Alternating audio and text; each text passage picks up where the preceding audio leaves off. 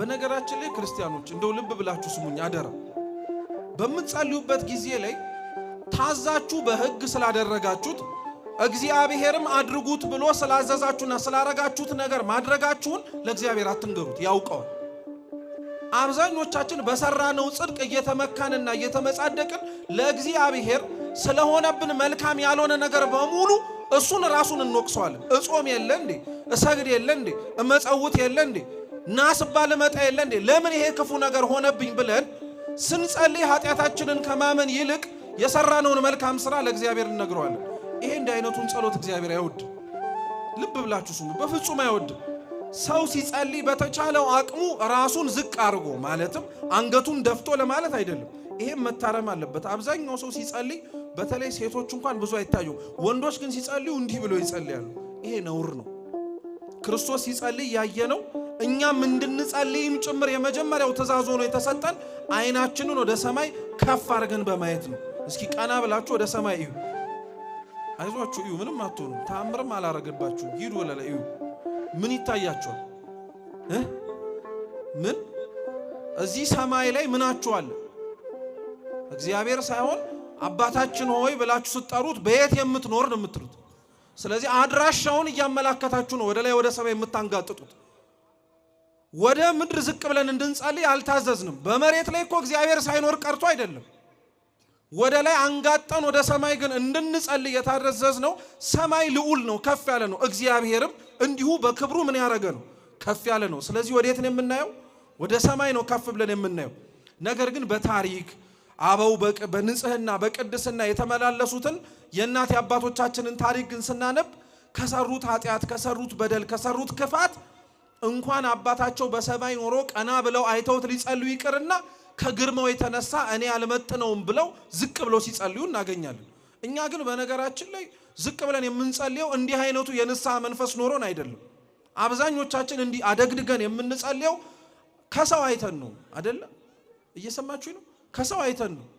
ለምሳሌ በዘመናዊነት አንዳንድ ሰዎች አሉ እንደው አትሮንሱ ስለሚሸፍን ነው እጃቸውን እንዲህ አድርገው ልክ አፍረተ ስጋቸው ላይ እንዲህ አድርገው እንዲህ ብለው የሚጸልዩ ሰዎች አሉ። ከየትም እኮ ያመጡት ነገር አይደለም። አንዳንዶች ደግሞ ሲጸልዩ አንገታቸውን አደግድገው አይናቸውን ጨፍነው የሚጸልዩ ክርስቲያኖች አሉ። ከየት እንዳገኙት እኮ ምንጩን አያውቁትም። ለሚያረጉት ነገር ግን ቢጠየቁ ምክንያት አላቸው። ለምን አይንን ጨፈንክ ሲባል አይ ሐሳቤ እንዲሰበሰብልኝ ይላል። በፍጹም ህሊና ካልተሰበሰበ አይንን ስለጨፈንክ የሚሰበሰብ ሐሳብ አይኖርህም። ይሄን እርግጥ ወቅ። ሲቀጥል ጨፍነን እንድንጸልይ ያሳየን አምላክም የለንም። ክርስቲያን እንደ ክርስቲያንነቱ ደግሞ ማወቅ ያለበት ነገር ቢኖር የሚኖረው በዚህች ሃይማኖት ውስጥ ክርስቶስን መስሎ አምላኩ ያረገውን አድርጎ ከእርሱ ጋር በፍጻሜው ለመኖር ነው እንጂ ደስ ያሰኘንም በማድረግ አይደለም። እንደው እንዲህ ያልኳችሁ ጫፍ ጫፉን ነው እንጂ ብዙ ማንሳት እንችላለን። በልምድ ኖረውብን ለምን እንደምናረጋቸው ማናውቀው ምሳሌ ልስጣችሁ። መቼም አሁንም ያለንበት ሰሞን ትላንትና ቢያበቃም ሰሙነ መስቀል ላይ ነን አሁንም ያለን። እስኪ ሁላችሁም አማቱ። እኔ በስመ አብ እልላችኋለሁ፣ እናንተ ብቻ አማቱ። በስመ አብ ወወልድ ወመንፈስ ቅዱስ አሃዱ አምላክ አሜን። እንዲህ የሚያማትብ ሰው አይታችሁ አታውቁ? ታውት እሺ፣ ይሄ እንዲህ አይታችሁ ላታውቁ ትችላላችሁ። እንዲህ አማትቦ የሚስም ሰው አይታችሁ አታውቁ? ከየት አመጣው? እውነቱን ልንገራችሁ፣ በምዕራባውያኑ በተለይ በካቶሊካውያኑ ዘንድ ሲደረግ ያየ ነው። በተለይ ወንዶች ደግሞ አሊያም ሴቶች ደግሞ ይሄ ኳስ የሚያየው ሰው ነው እንደዛ የሚያደርገው። ተጫዋቾቹ ሲገቡ ሜዳውን ነክተው በስመ አብ ወወልድ ወመንፈስ ቅዱስ ብለው ሲስሙ ስላየ ምክንያቱንም አያውቀውም እኮ ለምን እንደምትስመው ተብሎ ሲጠየቅ እንደ መስቀሉና እንደ የምስመው ምንድነው ጸብህ ምናምን ይላል። አይደለም ስናማትብ ያየነው አበውም አማትቡ ብሎ ያስተማሩን እንደዛ አይደል። ሲጀመር ሁሉም የሚያማትብበት የተለያየ ምክንያት አለ። በነገራችን ላይ ካቶሊካውያን እጃቸውን ዘርግተው እንዲህ ብለው የሚያማትቡበት ከብዙ ምክንያቶቻቸው አንዱ እግዚአብሔር በሁሉም ቦታ ስላለ ነው ይላሉ። እጃቸውን እንደሚዘረጉት ማለት ነው። ሌሎች የላቲን ካቶሊኮች ደግሞ እጃቸውን እንዲህ አድርገው ነው የሚያማትቡት። በዚህኛው ጣታቸውና በጠቋሚ ጣታቸው እንዲያመሳቅለው ማለት ነው። በዚህኛው መስቀል መስራታቸው ከላይ የተረፉት ሶስቱ ደግሞ የቅድስት ሥላሴ ማሳያ ነው ይላሉ። እኛ እንደዛ እንድናማትብ አልተማርንም፣ አላየንም። እኛ እንድናማትብ የተነገረን እንዲህ ብለን ይሄንንም ያረግንበት የራሳችን ምክንያት አለን። መስቀል ነው እየሰራን ያለን። እግዚአብሔር በሁሉም ቦታ መኖሩን እያማተብን እየመሰከርን ነው። በሰማይም በምድርም በቀኝም በግራም በሲኦልም በገነትም በሁሉም እግዚአብሔር እንዳለ እያሳየን ነው። እንድንሰም ግን አልታዘዝንም። እያልኳችሁ ያለሁት እንደ ልምድ ይዘናቸው የምናረግበትን ምክንያት የማናውቃቸው ብዙ ነገሮች አሉ።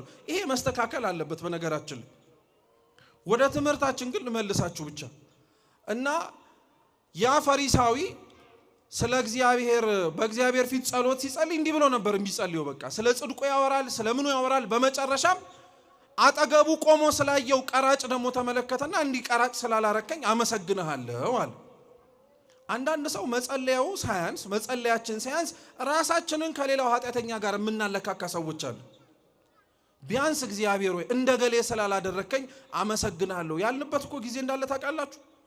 እኛ መምጣታችንን አይተን ግን የቀሩትን፣ እኛ መስተካከላችንን አይተን ግን አሁን ላይ የተበላሹትን። ሲጀመር በነገራችን ላይ እኛን ራሳችንን ከፍ አድርገን ሌላውን ባለበት ቦታ ዝቅ አድርገን እንደነገሌ ስላላረከኝ አመሰግንሃለሁ ነው አይደል ያልከው? አንተ ራሱ አሁን ቆመ ላለመናወጽ ምን መተማመኛ ኖሮ ነው? እርሱ ካለበት ከኃጢአት ቦታ ያንተን ወንበር ይዞ አንተ የተቀመጥክበት ወንበርን ትተህ እሱ ያለበት ኃጢአት ቦታ ላይ አለመቀመጥ በምን ተማምነህ ነው? በፍጹም በፍጹም። ማናችንም የቆምን ቢመስለን ምን እንዳናረግ መጠንቀቅ አለብን። እንዳንወድቅ መጠንቀቅ አለብን። ጠብቆ የሚያቆመን እኛ የተቀመጥንበት ወንበር ሳይሆን የእግዚአብሔር ምሕረት ነው። ይሄን የረሳ ሰው ግን ራሱን ከሌላው ጋር ያነጻጽራል። ቢያንስ እንደገሌ እኮ አይደለውም ይላል። እገሌን ተወው። ራስህን እውነት እንደዛ ብለህ ማነጻጸር የምትፈልግ ከሆነ እኮ ራስህን አብረ ልታስተያያቸው የሚችሉ ተጋድሏቸውን የጨረሱ እኮ ቅዱሳን አሉ። ተጋድሏቸውን የጨረሱ ከእግዚአብሔር ጋር በክብር ያሉ አሉ። ፈሪሳዊው ግን እንደዛ የለም። ስለ ቀራጩ እያየ እንዲህ ቀራጭ ስላላረከኝ አመሰግንሃለሁ አለ። ቀራጩስ በአንጻሩ የሰማዩን ርዝመት ከፍታ እንኳን ላይ የማይገባኝ ኃጢአተኛ ነኝ እያለ ደረቱን እየደቃ ዝቅ ብሎ እያነባ ያለቅስ ነበር። አሁን እግዚአብሔር ክርስቲያኖች ከነዚህ ከሁለቱ የሚሰማው ጸሎት የትኛው ይመስላችኋል? የፈሪሳዊው ነው ወይስ የቀራጩ ነው? አዎ ቅዱስ ዮሐንስ አፈወርቅ ምን ይላል መሰላችሁ? ሰው ኃጢአት ሲሰራን ያያችሁት እንጂ ከናንተ ተሰውሮ ደግሞ ንስሐ ሲገባ አልተመለከታችሁትም ይላል። ብዙዎች እኮ ስለ ኃጢአታቸው እርም እስከሚሉ ድረስ እነሱ ስለ ኃጢአታቸው እንደዛ ስላልተሰለሰሉ እኛ ተጨንቀን የፈተፈትንላቸው ሰዎች አለን። እነሱ እኮ ይሄን ንስሐ ገብቶ ከእግዚአብሔር ጋር ታርቀውበታል።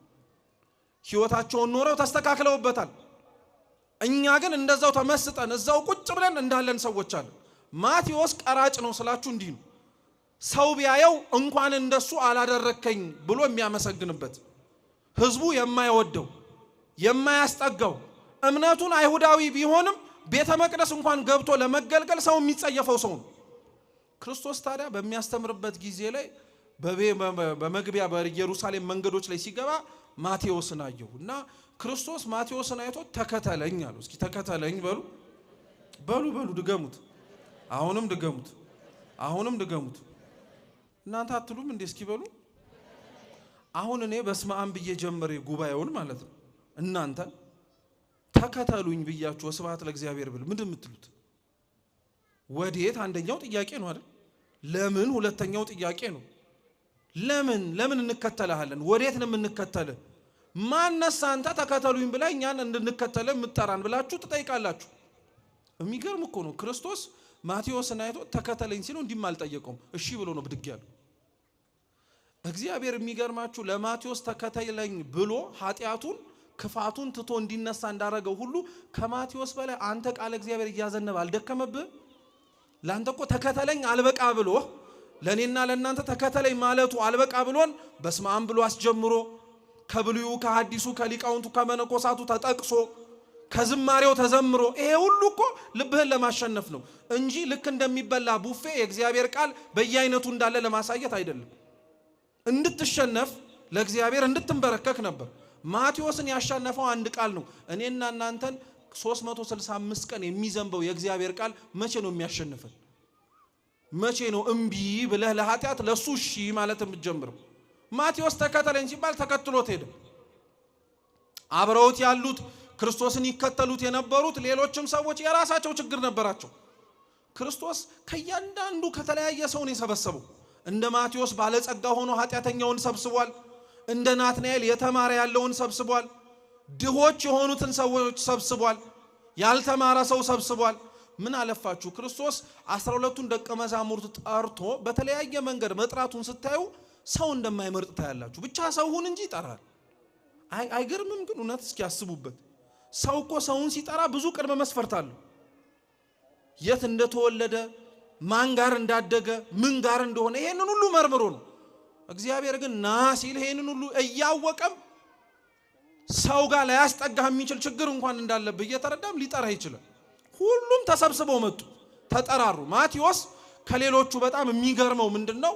ሀብታም ስለሆነ የተጠራበት የዛው ቀን ላይ ምሳ ግብዣ አዘጋጀ። የራሱ ምሳ ግብዣ አዘጋጅቶ ሁሉንም ነገር አስተካክሎ አብልቶ አጠጥቶ ቤቱን እንደከፈተው ጥሎት ሄደ። በቃ አለቀ። ወደ ኋላ ራሱ አልተመለሰም። ክርስቶስን እውነት ከልባችሁ ስታዳምጡት ክርስቲያኖች እንዲህ ያስመንናል። እንዲህ አልተው ያለህን ነገር ማስተው ይችላል እግዚአብሔር። አሁን እኮ አያችሁት ራሱ ክርስቶስ አሁን ያነበብንበት ወንጌል ላይ ምን እንዳለ ታውቃላችሁ? ጆሮ ያለው መስማትን ይስማል። ጆሮ ኖሮን መስማቱን ስለማንሰማው ተሰብኮላቸው እንደመነኑትና ተሰብኮላቸው እግዚአብሔርን ብለው ኃጢአትን እንደተዉት ሰዎች መሆን ያቃተን ለምን እንደሆነ አያችሁ?